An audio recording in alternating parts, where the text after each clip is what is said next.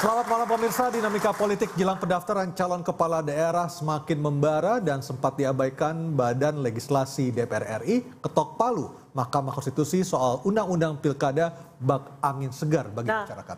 Nah hari ini masa dari berbagai golongan turun ke jalan mengawal putusan MK. Revisi Undang-Undang Pilkada batal disahkan oleh DPR RI. Demokrasi negeri kini diuji. Akankah koalisi parpol berubah lalu muncul banyak calon kepala daerah atau hanya ada koalisi raksasa dan calon tunggal di mana-mana? Bersama saya Anisha Dasuki dan saya Aryo Ardi. Inilah interupsi sah Pilkada 2024 ikut putusan MK. Dan pemirsa, sudah ada 4 narasumber yang akan membahas putusan terhangat yang baru sekitar belum sampai 1 jam yang lalu. Ya. Di sebelah kanan saya ada Bang Ciko Hakim, PD Perjuangan, dan Bang Ray Rangkuti, pengamat politik. Selamat malam. Dan di sebelah kiri saya untuk melengkapi narasumber yang hadir malam hari ini sudah hadir 2 orang narasumber. Yang pertama adalah Bang Ade Armando, politisi dari PSI. Selamat malam Bang Ade. Malam. Ada Bang Panel Barus, Bendahara Umum Projo. Selamat malam. Malam. Panel. Selamat malam.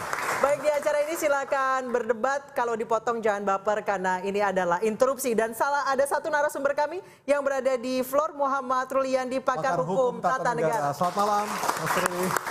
Dan juga ada mahasiswa dari UPN Veteran Jakarta dan juga dari BSI yang tadi pagi ikut demo di DPR. Selamat malam.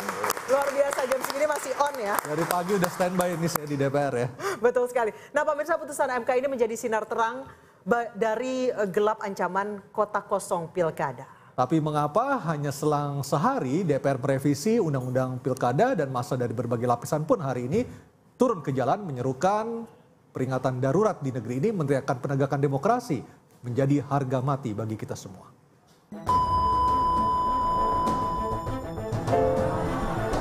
Bahwa demokrasi di Indonesia telah mati.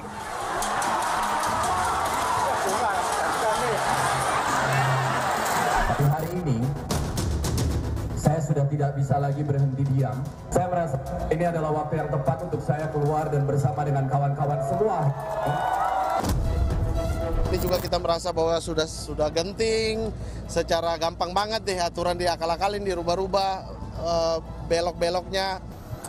Mahkamah Konstitusi itu sudah selesai menjalankan wewenangnya, menguji undang-undang terhadap undang-undang dasar, dalam hal ini undang-undang pilkada. PDI Perjuangan tetap sependapat dengan putusan MK. Itulah dasar acuannya.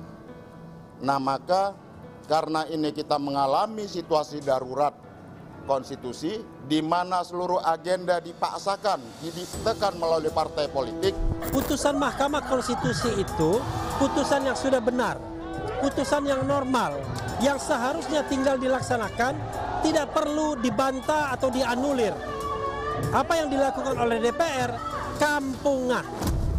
Karena RUU Pilkada belum disahkan menjadi undang-undang, maka yang berlaku adalah hasil keputusan Mahkamah Konstitusi Judicial Review yang diajukan oleh Partai Buruh dan Partai Gelora.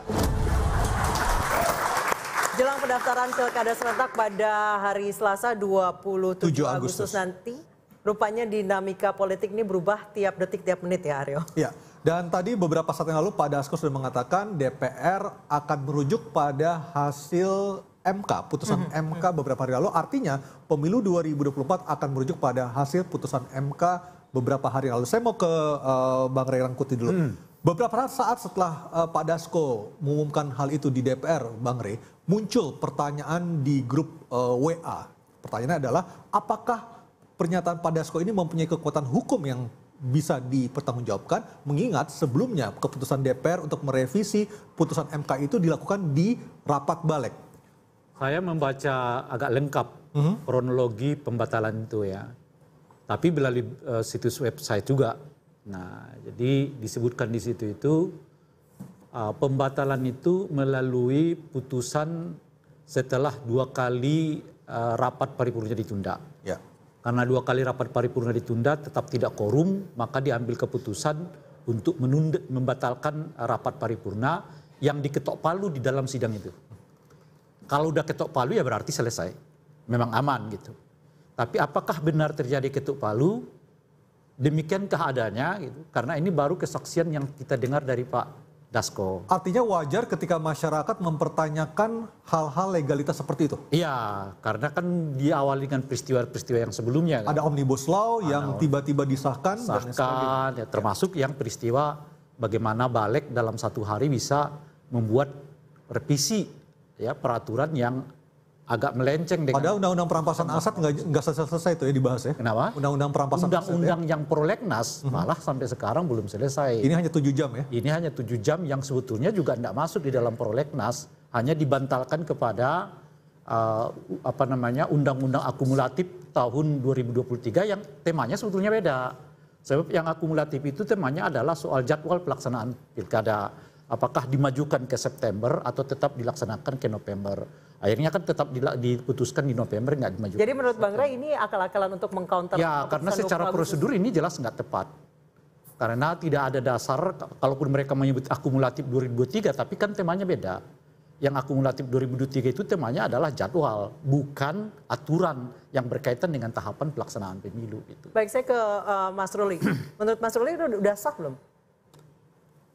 Jadi pada saat mengumumkan soal undang-undang pemilu itu dalam forum Balik, sementara tadi Sufmi Dasko mengumumkannya sendiri melalui konferensi pers. Begini, sepanjang itu belum disahkan, ya ini kan masih berproses. Kita tahu sejak bulan November 2023 itu sudah mulai ada kesepakatan RUU Pilkada itu adalah inisiatif DPR. Dibahaslah itu November, Desember, Januari, kemudian masuk ke Agustus. Ya. Tapi kan 2 hari yang lalu, ya Balik sudah melakukan keputusan yang akan ditindaklanjuti dalam paripurna hari ini. Nah, sepanjang itu belum ada keputusan, ya kan? Secara de facto, ya, secara hukum juga, sebetulnya secara mewakili merepresentasi itu, Pak Wakil Ketua DPR juga dianggap bahwa proses ini memang belum selesai.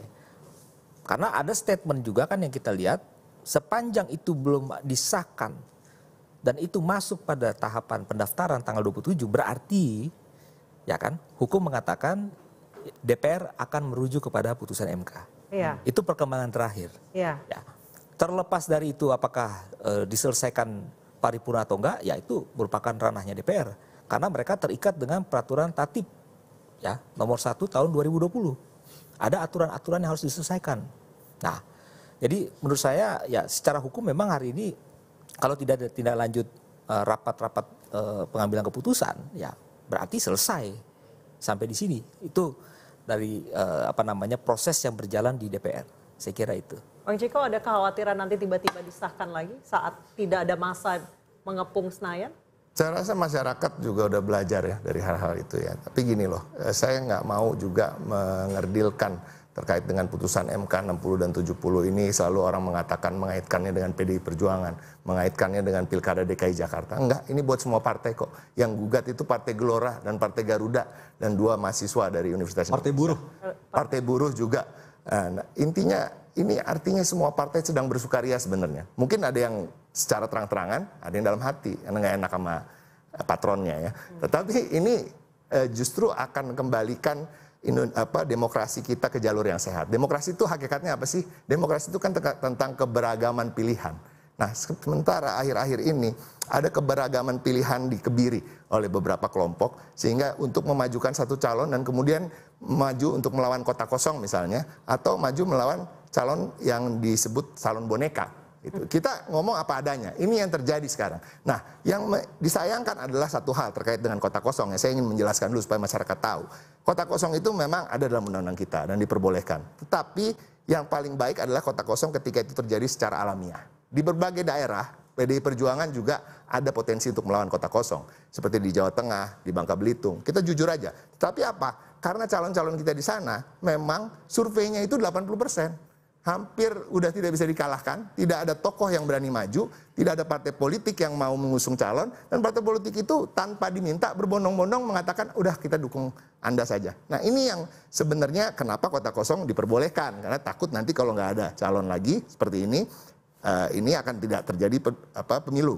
Nah tetapi di berbagai daerah, kalau kita bicara DKI Jakarta misalnya, Pak Ridwan Kamil ini kan di urutan ketiga di survei, dan urutan ketiganya jauh terpaut, jauh dari urutan keduanya. Single digit ya? Iya, single digit di 8%. Nah, Pak Ahok 20, Pak Anies 30-an. Nah, artinya apa? Artinya kalau kita bicara soal survei, survei itu potret keinginan dan harapan masyarakat. Survei itu bisa juga diartikan if the election is held today, itu yang akan dipilih.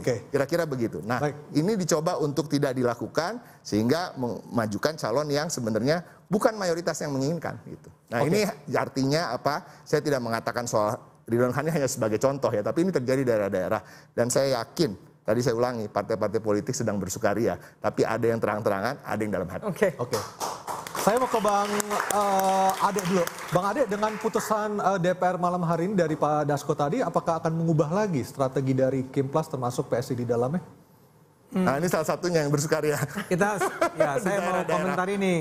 Bahwa kita sedang bersukaria, saya betul. Jadi bersukaria dalam konteks apa kalau dari PSI? Selama ini kan kami memang terus-menerus mendorong agar sudahlah dipermudahlah orang untuk maju, baik dalam pemilihan presiden, pemilihan gubernur, pemilihan wali kota kan. Itu selalu ditolak oleh Mahkamah Konstitusi.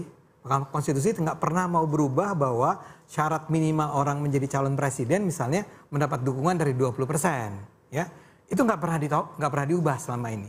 Jadi sekarang ini sebuah presiden historis yang penting nih.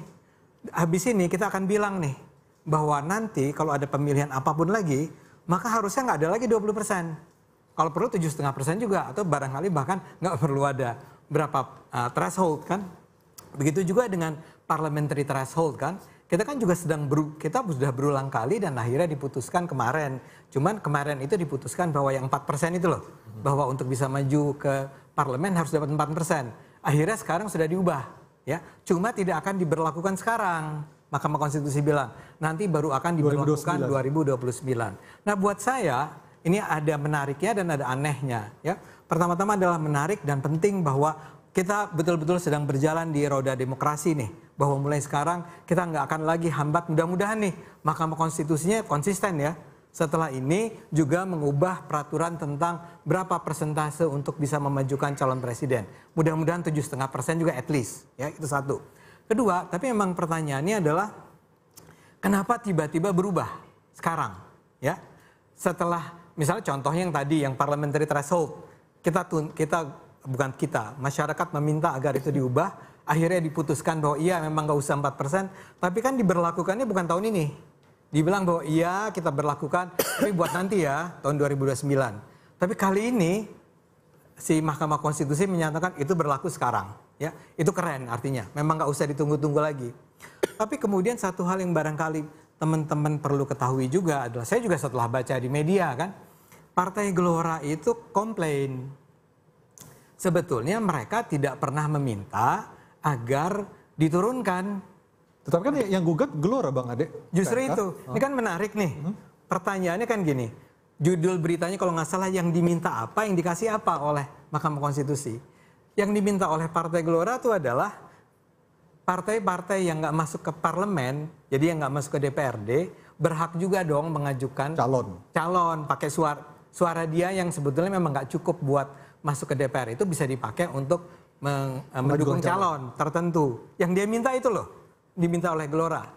Keputusan MK tiba-tiba mengatakan bahwa minimal batas untuk mengajukan calon gubernur diturunkan dari 20% ke 7,5%. Buat saya ada sesuatu yang menarik. Orang menyebutnya kalau nggak salah ultra petita apa ya. Jadi ya yang diminta apa dikasih apa, tapi itu memang haknya si MK. Ya. Tapi kan pertanyaannya adalah kan yang diminta bukan soal partai yang bisa mengajukan nama untuk jadi calon gubernur, tapi soal hak partai-partai yang nggak diterima masuk DPR untuk mengajukan calonnya kan. Menurut Anda apa yang buat itu jadi aneh? Nah itu makanya tadi. Ada invisible hand juga atau invisible gimana? hand misalnya tadi kan pertanyaan-pertanyaan dari Bung Ciko ini kan menurut saya barangkali kemarin juga dibicarakan di stasiun televisi lain. Ini dibikin nih Mahkamah Konstitusi karena melayani kepentingan PDIP ya. Ciko langsung bilang tadi, enggak dong. Yang diuntungkan oleh keputusan ini adalah bukan cuma PDIP di Jakarta atau Anies Baswedan kan. Kalau PDIP kan katanya akan memajukan Anies Baswedan. Itu menarik buat saya ya. PDIP untuk pertama kalinya berada bersama dengan kubunya Anies Baswedan. Tapi kira-kira kan gitu. Keputusan MK ini barangkali untuk melayani kepentingan PDIP. Itu spekulasi Bung Ciko ya. Kita nggak perlu terlalu anggap itu benar atau salah, juga nggak ada buktinya sih. Cuma memang ada pertanyaan besar. Yang lebih terbukti sebenarnya putusan terkait umur 30 tahun ya, kira-kira itu akan lebih bisa dibuktikan ya, walaupun agak juga kita masuk ke yang 30 tahun nanti kali ya. Kita bicara dulu yang ini nih ya. Buat saya memang perlu ada tuh media tuh tanya ke Mahkamah Konstitusi, Pak, ya kan orang yang sekarang menyatakan turun dari 20% ke 7,5% itu adalah orang-orang yang juga dulu menolak batas minimal untuk memajukan nama jadi calon presiden. Kan anggota MK tuh nggak berubah banyak, ya 9 orang itu kalau nggak salah 7 orang diantaranya adalah orang lama nih. Ada yang pensiun, ada yang satu lagi Pak Anwar Usman. Iya, satu lagi Pak Anwar Usman. Nah kenapa sekarang berubah mindsetnya? Kan perlu diperjelas ya oleh. Oke Bang, saya ke Bang Panel itu sebetulnya sederhana. Ya. Tolong diadukan saja ke MK, tim konstitusinya. Enggak, saya tidak ingin. Itu maksud saya, supaya tidak menjadi spekulasi yang tidak sehat. Ya, betul. Dulu kan kita selalu menganggap begitu juga kan. Ya. Lalu diadukan ke MK. MK membuktikan memang ada peristiwa itu. Sehingga Paman Usman kemudian dicegah untuk terlibat dalam pembahasan yang berhubungan dengan pemilu ataupun pilkada kan, dan diturunkan jabatannya dari ketua menjadi anggota biasa. Kalau menurut Anda kira-kira kenapa ya dari 20 turun ke 7,5? Loh, justru karena itu saya mau mendukung Anda kalau maju untuk MK. Gitu loh kira-kira. Saya ke Bang artinya kita sama-sama nggak tahu nih di sini. Iya. Saya ke Bang Panel sebentar. Yang nggak tahu ya tentu tidak didiskusikan kan. Oh, belum tentu. Yang nggak tahu, kecuali Anda punya pengetahuan tentang itu, bisa kita diskusikan. Ya, saya ingin katakan bahwa ini menimbulkan pertanyaan. Nah, supaya pertanyaan itu terjawab, bawa lihat ke MK. Kan selesai sesederhana itu kan? Betul, saya nggak iya kan?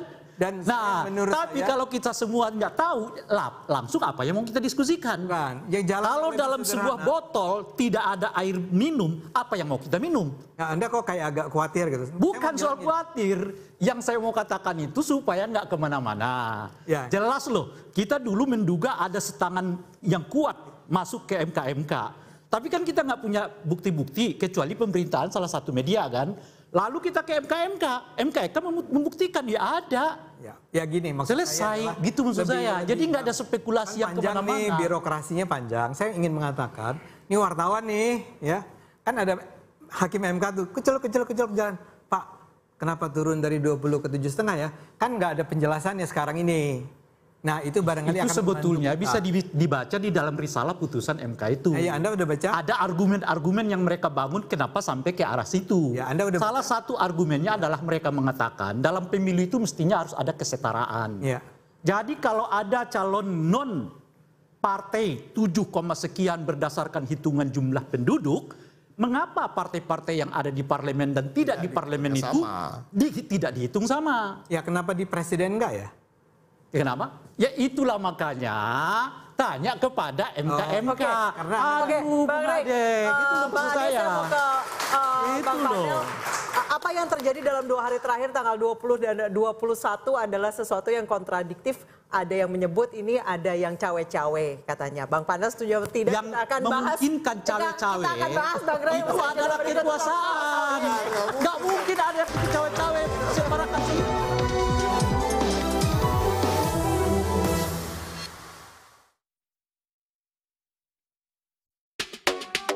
Khawatir rambut rontok dan ketombe? Baru Clear Anti Ketombe dan Rambut Rontok dengan 10 kali super vitamin dan ginseng. Memperkuat rambut dari pangkal, menutrisi secara mendalam. Sikat habis ketombe lawan rontok. Buktikan sekarang. Masak ayam goreng favoritku kan, Bu?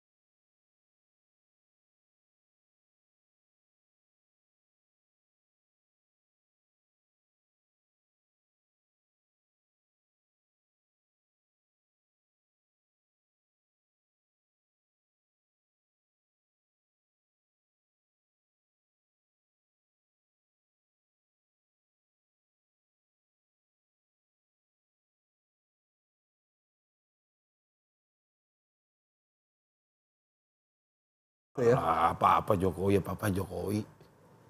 Gitu loh. Ntar Anda tidur ngigo-ngigo Jokowi lagi. Jangan-jangan. Jadi gini. Bung Barus jadi gini Bung. Juga itu Bung. Jadi gini Bung. Kalau kami di Projo ya. Di Projo sejak awal posisi dan sikapnya jelas. Jelasnya seperti apa? Dalam hal menghadapi pilkada kan kita juga merespon. Ya. Dari awal kita bilang Projo siap mendukung calon-calon yang didukung oleh Kim ya, teman-teman Kim, dan kita juga setuju ya bahwa di setiap pilkada sebaiknya tidak melawan kota kosong. Karena ini juga kaitannya dengan menjaga kualitas demokrasi. Itu kita sampaikan berulang kali secara terbuka, mau di Jakarta, mau di Sumut, mau dimanapun.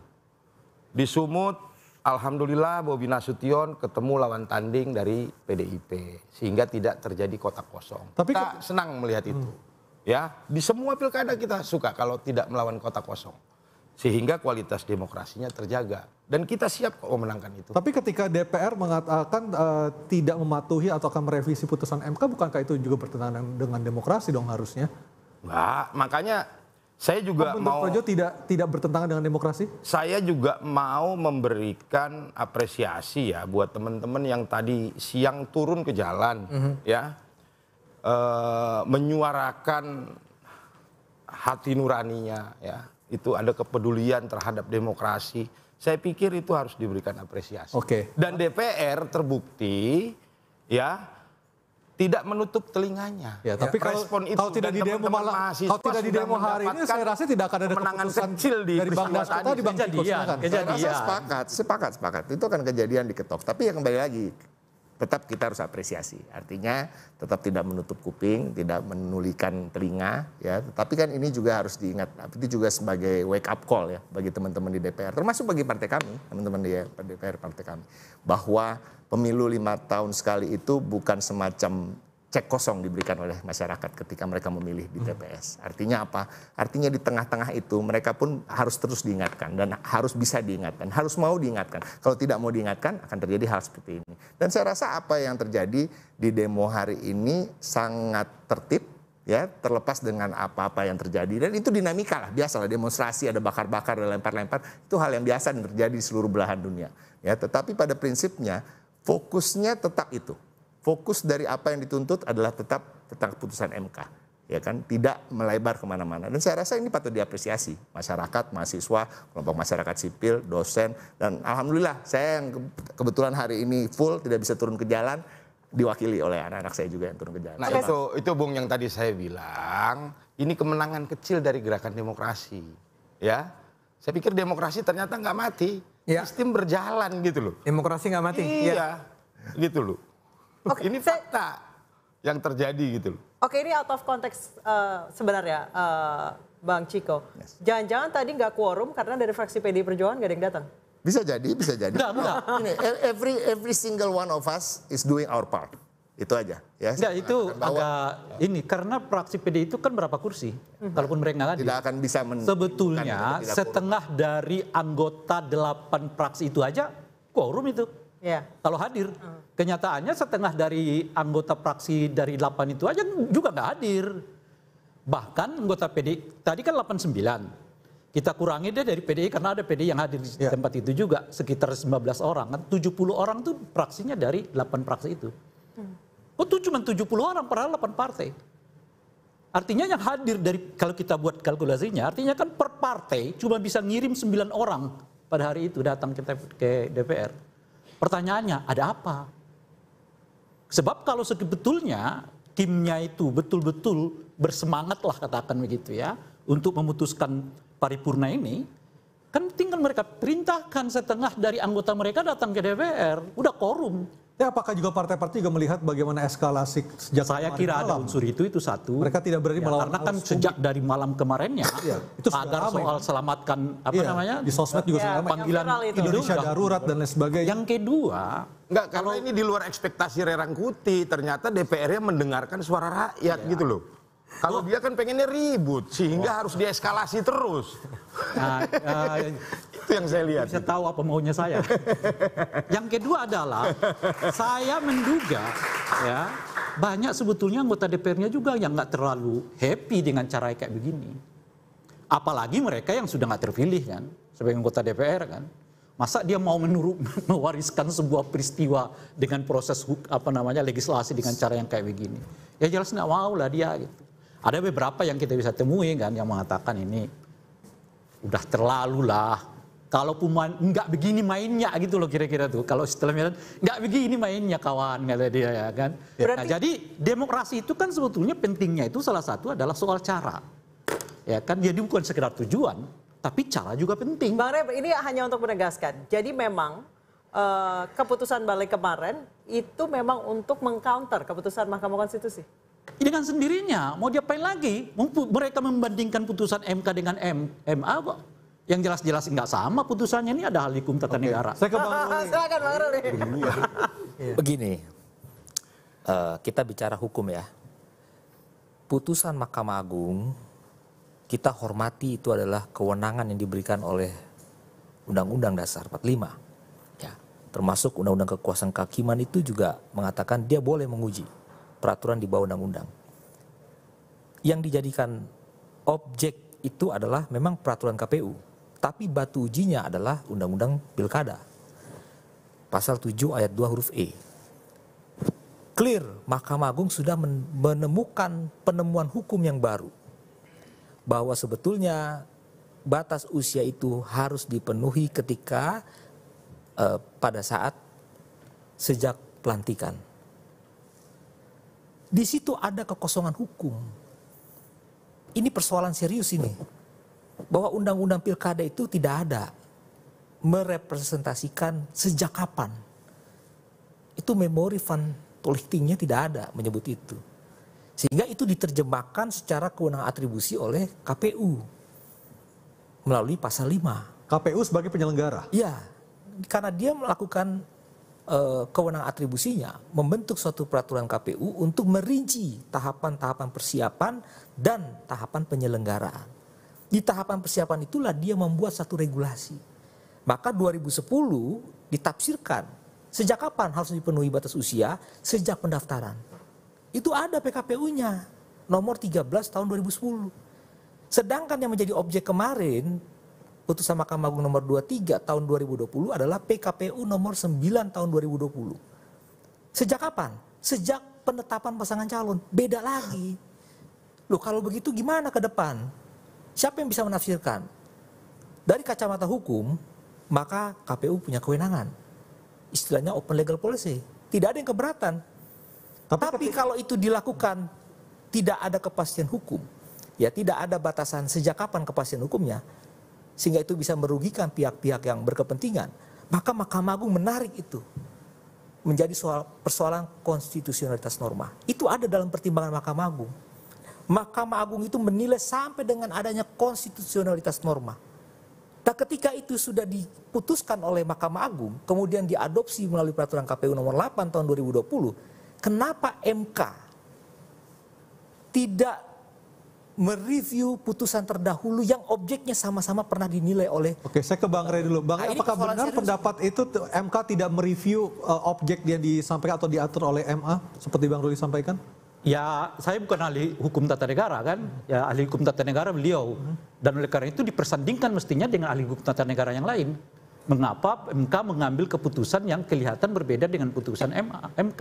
Saya hanya mau mengatakan kalau di aspek pengambilan keputusan, tadi sudah dijelaskan oleh ahli hukum tata negara kita. Yang diuji ke MA itu adalah PKPU. Ya. PKPU itu levelnya di bawah undang-undang. Ya. Yang diuji ke MK itu adalah undang-undang. Undang-undang ini bantal ujinya adalah konstitusi. Sementara PKPU ini bantal ujinya adalah undang-undang. Lalu putusan MA yang sebelumnya oleh MK diputuskan berbeda lagi aturannya pada pasal yang sama. Lalu di mana kita mau ambil? Ya ambil yang putusan MK yang baru. Boleh saya tambahkan? Logika berpikir. Karena lebih tinggi undang-undang dibandingkan PKPU. Karena yang diubah itu sudah undang-undangnya. Ya. Sementara yang diubah oleh MA itu adalah turunan dari undang-undang yang sudah ada. Begini, Mahkamah Agung amar putusannya memuat itu dalam tercantumkan dalam berita negara. Ya. Berarti berita negara sudah memenuhi syarat dalam Undang-Undang Pembentukan Peraturan Perundang-Undangan, Undang-Undang 12 tahun 2011, bahwa pasal 81 pengundangan itu 4 kategori. Pertama, dimuat dalam lembar negara, berita negara, lembaran daerah, berita daerah. Putusan Mahkamah Konstitusi nomor 70 tentang batas usia itu hanya dimuat dalam pertimbangan. MK memberikan penafsiran lain, sedangkan amarnya adalah menolak. Kalau itu membuat satu penafsiran masuk rumusan norma baru, harusnya itu disebut dalam amar putusan. Menyatakan pasal ini bertentangan dengan ini sepanjang tidak dimaknai bahwa dipenuhi batas usia sejak masa penetapan. Dan kedua, sebentar. Kedua, harus ada diktum yang menyatakan memerintahkan untuk dimuat dalam berita negara. Jadi saya mau katakan putusan 70 itu sebetulnya tidak punya kekuatan eksekutorial, non-executable. Oke Bang Rey. Ya, pertanyaannya adalah apakah sebuah pertimbangan dengan sendirinya tidak dianggap sebuah bagian dari sebuah putusan? Itu pertanyaannya. Apakah dengan sendirinya dasar pertimbangan itu dianggap sebagai bukan putusan itu juga? Baik, oke, berbicara soal batasan usia, nggak tahu, saya bukan ahli hukum. Berarti ketumnya Bang Ade Armando nggak jadi maju di Jawa Tengah dong. Kita akan bahas saja data bersama kami di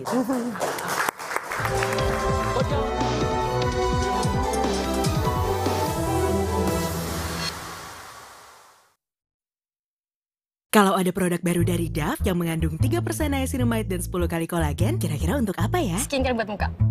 Serum buat mudahin noda hitam.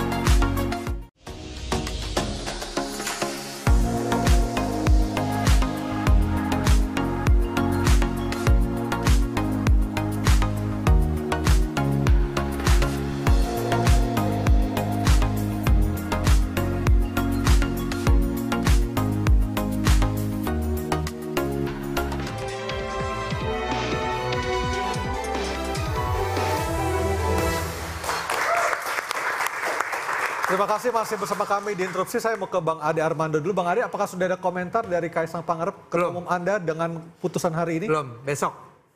Baru besok. Baru besok? Berarti tadi rencananya mau maju? Siapa? Sebetulnya gini, ya ini penting pertanyaannya. Karena Mas Kaisang itu, Ketua Umum kami itu, sebenarnya tidak pernah, sampai sekarang belum pernah memutuskan akan maju atau tidak, atau kalau maju mau maju di mana. Jadi sebetulnya nggak ada itu. Cuma memang kan entah siapa yang memulai, ada survei di Jawa Tengah, saya lupa waktu itu apakah LSI atau indikator kan. Tapi kan beliau tidak pernah menolak juga Bang Ade untuk dicatat. Iya sama, ya tidak pernah mengiyak, tidak pernah bilang saya masuk ke Jawa Tengah gitu, atau saya menolak bla bla bla. Tapi sebuah survei menunjukkan bahwa ternyata suara yang tertinggi di daerah tersebut di Jawa Tengah adalah Mas Kaisang, baru Pak Lutfi kan.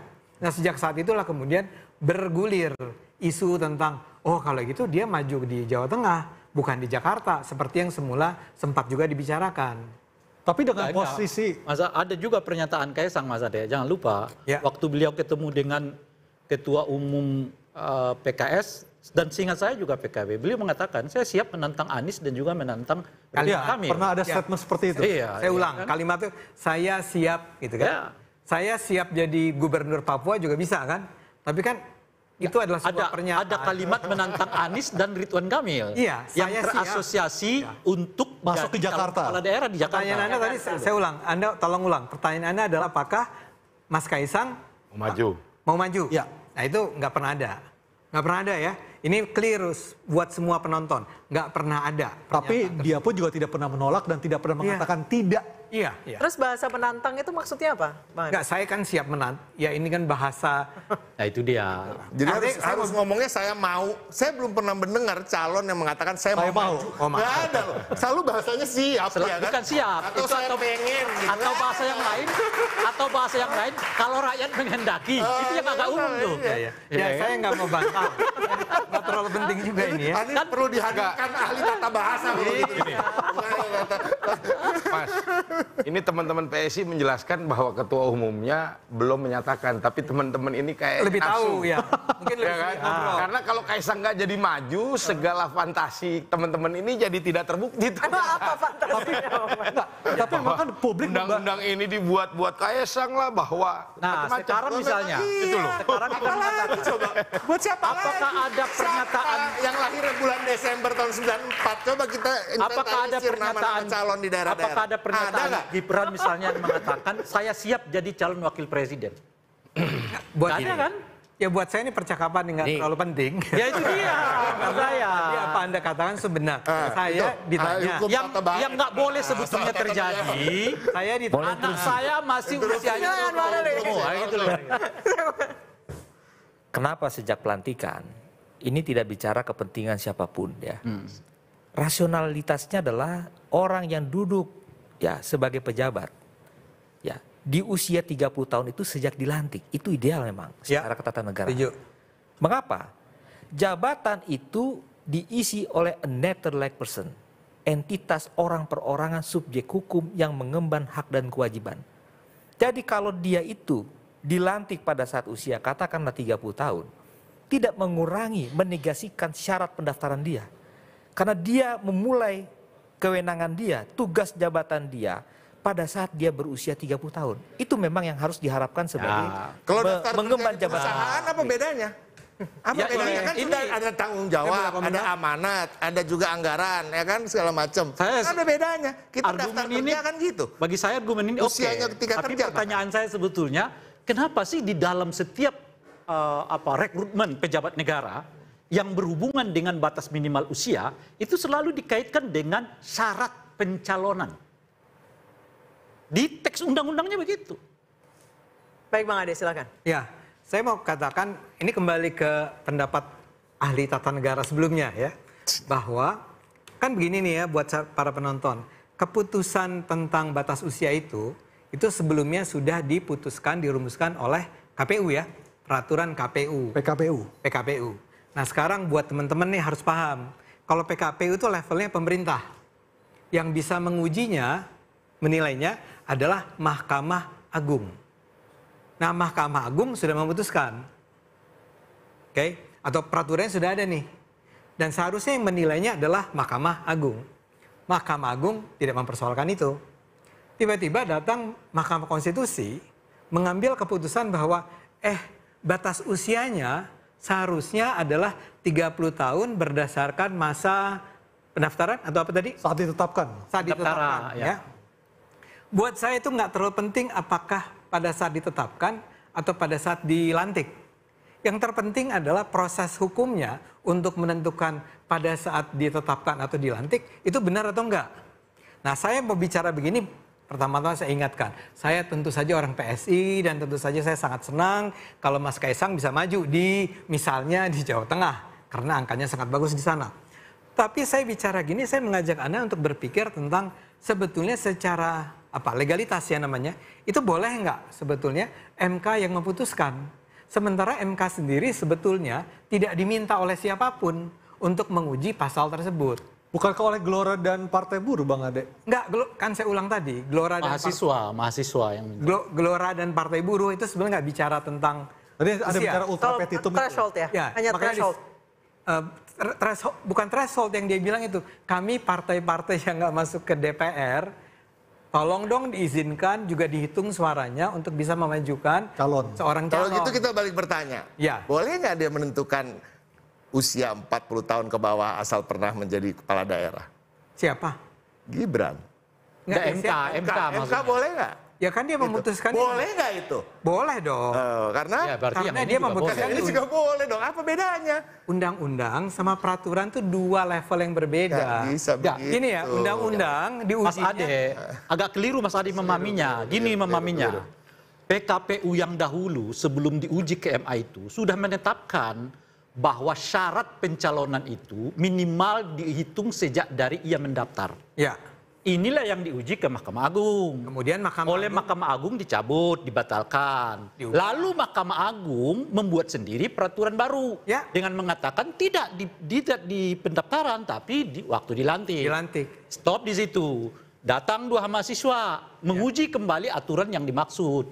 Lalu Mahkamah Konstitusi melalui putusan 70 itu mengatakan meskipun melalui pertimbangannya, memang sebaiknya tetap dihitung melalui pendaftaran.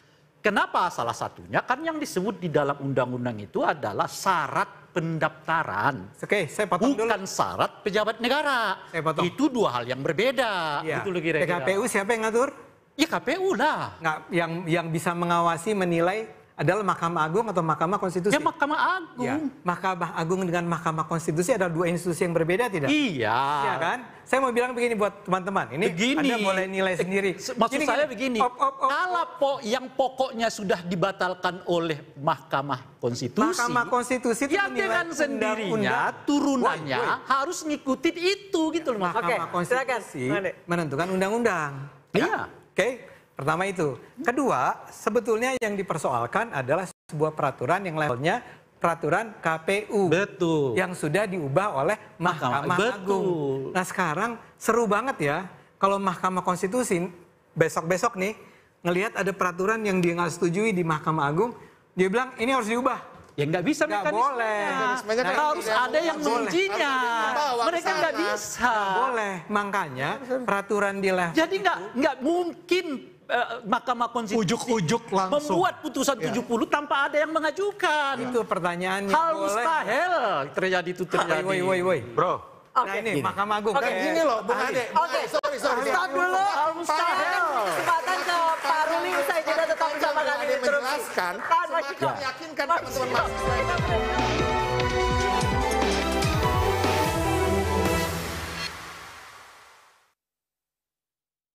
Aldi, kok nggak sekolah? Iya, Aldi gampang sakit. Mandi multivitamin Lifebuoy dong. Kuman jadi lebih kuat, sabun biasa tak cukup melawannya. Lifebuoy multivitamin baru, 100% lebih kuat, efektif lawan kuman berbahaya. Lifebuoy multivitamin.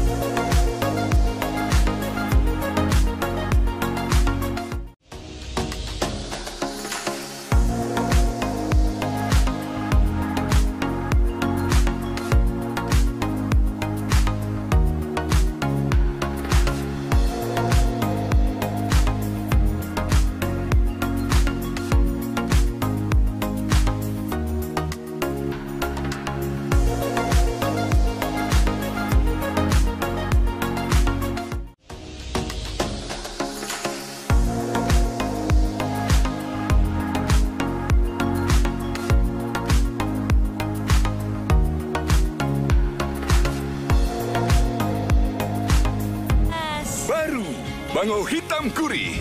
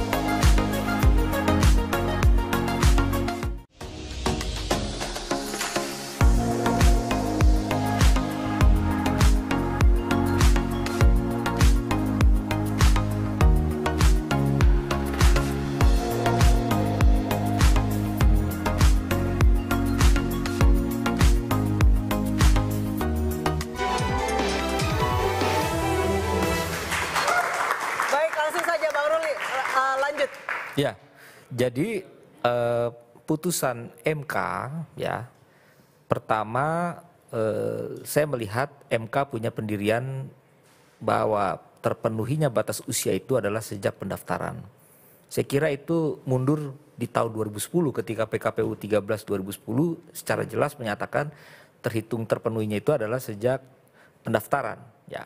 Dan itu sebetulnya 2020 sudah berbeda sejak penetapan. Nah, perdebatan itu sebetulnya dalam pendirian MK ya, dia harus merujuk pada putusan terdahulu yang pernah melakukan penemuan hukum, Rex Finding. Kenapa? Karena tidak ada literatur yang menegaskan risalah-risalah bahwa sejak kapan itu ada dalam pembentukan pasal 7 ayat 2 huruf E. Sedangkan Mahkamah Agung sudah melakukan penemuan hukum. Ini harus kita hormati juga sebagai putusan hukum yang telah berkekuatan hukum tetap. Ya kan? Sudah dimuat dalam berita negara. Tapi di sini ada kesan ancaman di dalam halaman 50 putusan MK nomor 70 itu, kalau itu ya kira-kira gitu tidak dilaksanakan pertimbangan MK oleh penyelenggara yang itu dilaksanakan untuk pencalonan yang tidak memenuhi syarat tersebut, maka itu berpotensi mahkamah akan menyatakan tidak sah. Oke, Bang Ciko, silakan menanggapi. Ini menarik ini, karena amar putusannya nggak ada, amar putusannya tidak ada memerintahkan ada norma baru sejak pendaftaran, tapi ada ancaman di dalam pertimbangan yang kita pakai orang hukum adalah amar putusan. Oke, silakan Bang Ciko. Jadi pertanyaannya sekarang kita sedang membahas problematika dari pengambilan keputusan ini, atau kita sedang membahas bahwa putusan MK ini berlaku apa tidak. Itu aja. Bagi kami di PD Perjuangan itu, dan bagi masyarakat umum, ya saya rasa juga itu yang ingin mereka tahu. Ya, putusan MK ini sekarang, ini berlaku nggak? Itu aja. Dan habis yang diputuskan oleh DPR, nggak? Oke, Sorry, ini pertanyaan kepada ahli hukum tata negara. Apakah putusan MK itu berlaku? Saya berpendapat putusan MK hari ini Pak yang nomor 70 tidak berlaku, tidak mempunyai kekuatan hukum karena tidak ada amar putusannya memerintahkan dalam berita negara. Tidak ada penambahan frase tadi berlaku atau terpenuhi sejak pendaftaran itu dalam amar putusan. Saya meyakini ya dalam sistematika putusan itu harusnya amar putusan yang dieksekusi, yang mengikat kepada seluruh warga negara masyarakat. Sekarang kalau KPU tidak melaksanakan putusan itu, ya itu terserah. Saya berpendirian secara hukum ya. Kita bicara secara hukum. Pasal 81. Secara hukum ini kan hukum ini loh. Ya, sebentar. Pengertian hukum adalah gini. Ada sanksi, ya kan kalau ada hukum berarti ada sanksi dong. Begini, rujukannya gini. Amar putusan kenapa itu bisa mengikat kepada seluruh warga masyarakat? Karena dia kalau dikabulkan, dia menambah satu norma baru, alternatif berarti ya. Sejak kapan? Yaitu sejak pendaftaran. Maka amar berikutnya itu memerintahkan untuk dimuat dalam berita negara. Ini nggak ada? Ini nggak ada. Itu pasal 81 Undang-Undang nomor 12 tahun 2011 pengundangan. Cuman ada 4 kategori. 1 dimuat dalam lembaran negara, berita negara, lembaran daerah, berita daerah. Tolong ini harus dicermati baik-baik. Ya, berarti kan ini sekarang tinggal KPU bagaimana menginterpretasikan ini. Ya kan, apakah ingin mendengarkan apa yang disampaikan barusan, apa mereka ingin mendengarkan apa yang disampaikan. Tapi KPU tadi sudah mengatakan akan mengikuti putusan dari MK, Mahkamah Konstitusi. Case close, berarti kita nggak usah bicarakan lagi. Jadi Bang Ciko PDIP membicarakan problematikanya. Jadi buat kami adalah udah selesai. Udah selesai. Oke, berarti Bang Ciko PDIP akan mengarah siapa nanti? Sebentar, akan mengarah siapa nanti ke KPU untuk Pilkada DKI? Kami belum katanya mau diarak rame-rame. Kami belum memutuskan karena satu hal ya, khususnya untuk DKI Jakarta. Itu kita punya kader internal yang sangat mumpuni, sangat punya rekam jejak yang bagus. Ada nama Pak Ahok, ada nama Pak Jarot, ada nama Prastio Edi Marsudi, Ketua DPRD, ada nama Mas Hendra Prihardi. Anies nggak kan? Rano Karno. Untuk kader dari luar partai tentu ada pertimbangan untuk mengusung Anies ya kan, salah satunya. Kita masih banyak waktu juga, tanggal 27 ini masih. Kemarin Bang Masinton mengatakan akan mengantarkan Anies tanggal 27. Pun masih bisa daftar tanggal 29, kan itu intinya. Jadi belum tentu Anies juga? Belum tentu, belum diputuskan. Gini, selama belum diputuskan artinya semuanya belum tentu. Itu aja. Dan bukan hanya terkait Jakarta, semua daerah juga begitu. Baik Bang Ray, silakan tadi. Yang mana tadi itu? Siapa menurut Bang Ray ya? Karena topiknya udah ganti soalnya. Oh saya mau ini, kan pada intinya itu adalah, kalau soal hukum ini kan soal uji menguji aja. mau tafsirnya kemana-mana pun kalau nggak ada alat legalitasnya ya sudah selesai, itu tafsir biasa itu di dalam hukum kan. Nah nanti begini menurut saya, makanya kan saya tantang tadi Mas Ade, ada nggak ditemukan dugaan intervensi, laporkan dong ke MK gitu. Sebab intervensi itu biasanya dimulai dari dua hal. Pertama memang ada yang berkepentingan. Siapa yang berkepentingan ini? Ya justru salah satunya katanya kan PSI, mereka berkepentingan. Pengadu siapa? Partai Buruh dan juga Partai Gelora.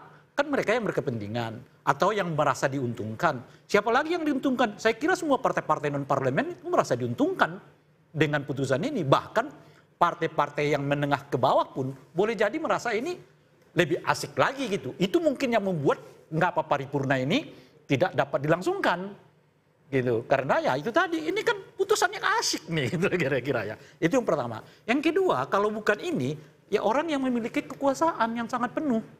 Gitu. Siapa kekuasaan Republik ini yang sangat penuh? Ya yang bisa menggergaji dong. Misalnya pohon beringin yang sangat gede. Kan misalnya begitu.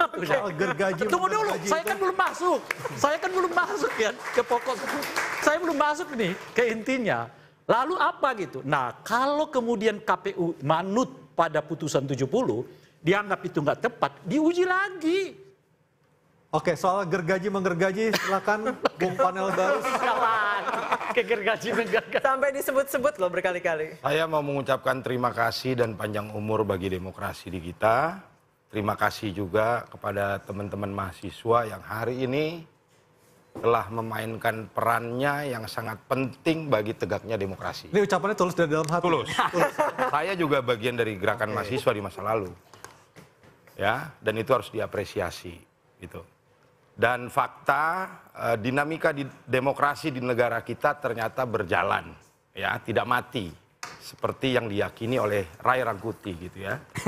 Ternyata hidup demokrasi di kita. Itulah dan hari pentingnya ada Ray Rangkuti, ada mahasiswa, supaya kau bisa mengatakan demokrasi kita ini ada. Kalau Ray Rangkuti nggak ada, mahasiswa nggak ada, demokrasi itu tandanya demokrasi kita sudah tidak ada. Oke, Bang Manas, selesaikan dulu. Dan saya pikir tidak bisa juga semua urusan dikait-kaitkan dengan ini adalah cawe-cawe kekuasaan, berfantasi liar, ini ada cawe-cawe Jokowi gitu ya. Sehingga apapun yang diputuskan hari ini ya, yang kemudian nanti akan berlaku menjadi aturan main, kita harus menghormatinya. Dan kemenangan teman-teman mahasiswa saya pikir kemenangan kecil hari ini harus dinikmati ya. Dan Projo akan tunduk patuh pada semua keputusan itu. Kita siap memenangkan ya, menyongsong pilkada serentak yang menjadi bagian dari pesta demokrasi, dan Projo akan siap memenangkan calon-calon yang didukung.